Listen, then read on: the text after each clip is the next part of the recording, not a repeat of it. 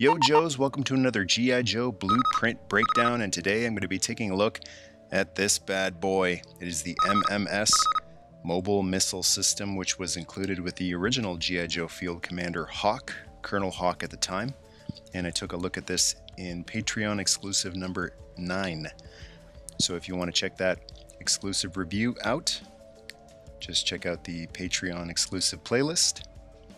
And the MMS has 18 points, technical points, in the blueprints, which are provided by 3D Joes over at 3djoes.com. They got tons of pictures of box art, 360 views of all of the original Joes and vehicles, and the blueprints too, which were always such a huge part of these toys for me as a kid. So number one on the blueprints is the hydraulic support legs, which are these guys right here, which open up like so, which allow it to detach from a vehicle and kind of dig into the ground, because this is some major power we're dealing with here, these giant Hawk missiles. Number two are the hydraulic stabilizer legs. So just having these down isn't going to make this thing very sturdy, because although it's supported at the front, it's still going to roll back when it fires or roll forward. And in behind here, there is this stand right here, which will be used for the control box later on. And you could stick that back the other way like that to make it a support stand too, but the MMS does have legs that come out, so they pull out and they swing down, and we're losing missiles here. And like that gives you plenty of support, and it raises the wheels off the ground for when Hawk is firing these giant missiles. Number three is some electronic surveillance equipment, so we'll have to move the missiles out of the way for that. But they have just included some detailing back here, and this is the aforementioned surveillance equipment. Number four is the main turret motor housing, which is this guy right in here, which operates the spinning turret right here. And number five is the motor support systems. So that would be right beside it. This is a really tiny little detail right here. This little thing right here, and this little thing right here. It's just sculpting on the toy, but because it's actually mentioned in the blueprints, it makes it seem like so much more than just bumps on plastic, which is what I really always appreciated about G.I. Joe. Number six is the radar housing, and that's in the back here. And we'll move the rockets out of the way again. Another, just a detail on there, it doesn't move or anything, but that's the radar housing right there. And number seven has an aid kit, which was always cool about G.I. Joe vehicles. And this is I guess it's supposed to be a sticker that has come off or gone missing on mine, but the aid kit, first aid kit, would go back here, because there are going to be some injuries on the battlefield. Number eight is the toolbox for repairs. So we lift that up, and this box right here is the toolbox for Hawk to do repairs on the MMS. Number nine is the tow hook, which is at the front here. And this is the piece that connects to the various vehicles, the Mobat, the Vamp. Right there. Nice design, simple, but it catches, it holds firmly to the Joe vehicles. Number 10 is the turret.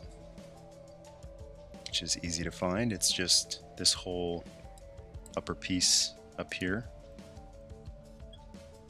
And number 11 is the automatic fire extinguisher. So that is on the side here. Let's see if we can find it. It's in here somewhere. It's apparently up. Maybe it's on the other side. It's supposed to be in here somewhere. I think. Let's remove a missile and see if we can get a better look. Is that it? I believe that's it. And that's a detail I don't think I have ever noticed before. Isn't that amazing? Automatic fire extinguisher right there. That's what's really fun about these blueprints. As in-depth as I try to get on the regular reviews, there's always more. You can't ever get everything. Let's see, number 12 is the turret vent. So it makes sense that if this turret is moving these giant missiles around, that it's going to generate some heat. So the vent is on the bottom. Oh, and there you go. G.I. Joe vehicles, I tell you, they even have sculpting and detailing on the bottom. That's real attention to detail. You got that great Hasbro logo there too. With 1982 Hasbro, Pawtucket, Rhode Island. So that'll keep the MMS nice and cool. Number 14 is a rocket pod. So I think they're just referring to this whole thing that all of the rockets connect to. That would be the rocket pod right there. Pop these back on. These are extremely loose on mine, and I have two of them and they're loose on both of them, so I think it was just the engineering of them, and it's hard plastic on hard plastic. You get a better grip when it's soft on soft or soft on hard. And number 13 are the Patriot missiles. So those are pretty self-explanatory. These giant missiles. 3 giant missiles. So it's kind of funny when you think about it, but this might be the biggest weapon Joe had in the first year. The Mobat obviously has the giant tank turret on it, but the Mobat doesn't fire these. So it kind of makes sense that they would include this with the Joe Field Commander, because he had the most firepower for sure. And there's also some specifications for the missiles too. Range classified, approximately 30 miles. So that's awesome. That's top secret. You're not allowed to know, but we can give you a ballpark. And flight speed, classified, but it's approximately Mach 3. So those are fast, and they go really far. And number 15, flight adjustment rudders. And that is 15 on the top of these. So they don't move on the missiles. But you can pretend, canner style, that they can actually maneuver while they're flying around. And number 16, portable remote control firing box. So that is this thing, which in later years they would use those rubber, plasticky rubber hoses, but this is just, it looks like those things that secure figures into their clamshells in action figure packaging, right down to, see this little T on the end of it? So that just looks like packaging securing, but it's shiny, it's nice, it doesn't feel brittle, doesn't feel like it's going to crack and break. It's over 30 years old, so it was the right call. So this right here is the control box. Nice design here, how it just snugly fits in the front like that. And then you can take this part out which you could use for the stabilizing leg, or you can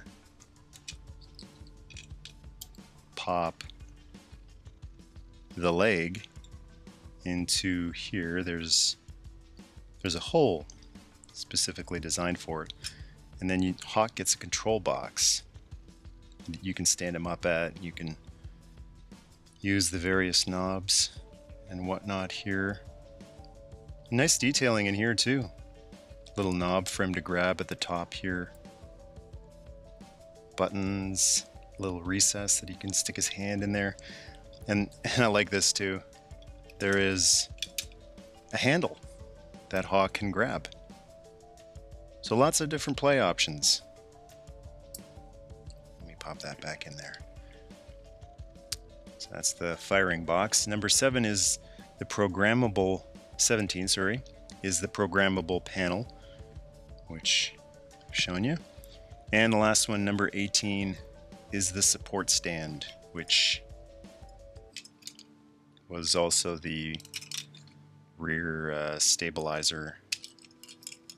And we've got a missile wanting to fire off here because they're really loose. If you have one of these or something similar like this with missiles that don't stay on very well, the easiest fix, you can see some crazy glue residue that I've put on here.